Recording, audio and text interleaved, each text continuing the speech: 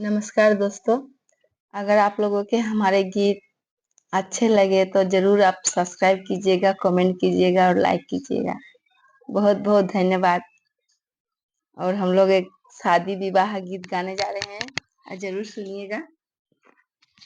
बैठे नयन जानो बाबा कुशवा बिछाई हो, जंघियायन जानो बेटी लट छितराई हो।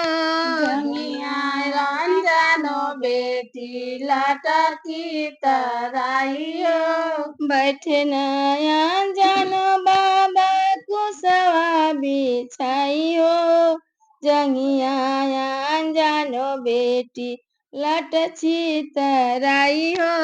जंघियायन जानो बेटी लट छितराई हो। बैठे नयन जानो बाबा जजिमा बिछाई हो, जंघियायन जानो दुल्हा कचरेला पान हो।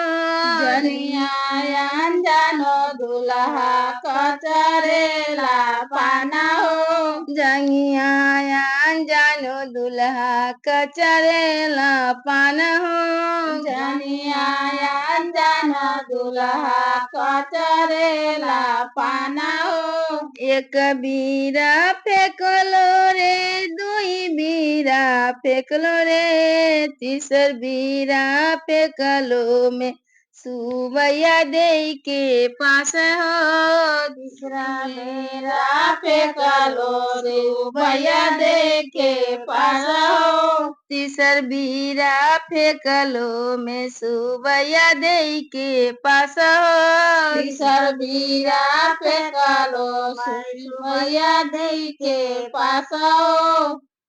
तोहरो जे बिरवा प्रभु मोके ना सहाला हो, तोहर बहनी के देखलो मोगलवा के साथ हो। तोहर बहनी के देखलो मोगलवा के साथ हो। तोहरो जे बिरवा प्रभु मोके ना सहाला हो, तोहर बहनी के देखलो मोगलवा के साथ हो। तोहर बहन के देखलो मोगलवा के साथ हो। तोहर बहन के देखलो मोगलवा के साथ हो। तोहर बहन के देखलो मोगलवा के साथ हो। तू तरल धाना अपन नैहर हो, कैसे कैसे देखेलू बहिनी हमार हो। कैसे कैसे देखलू बहिनी हमारी हो। तू तरलू धाना अपन नैहर हो, कैसे कैसे देखेलू बहिनी हमारी हो। कैसे कैसे देखेलू बहिनी हमारी हो। हमारो जे बाबा के घनबा सवारी हो, ताही चारी देखिला बहिनी तोहारी हो। ताही चारे देखेला बहिनी हमारी हो। हमारो जे बाबा के घनबा सवारी हो, ताही चारी देखिला बहिनी तोहारी हो।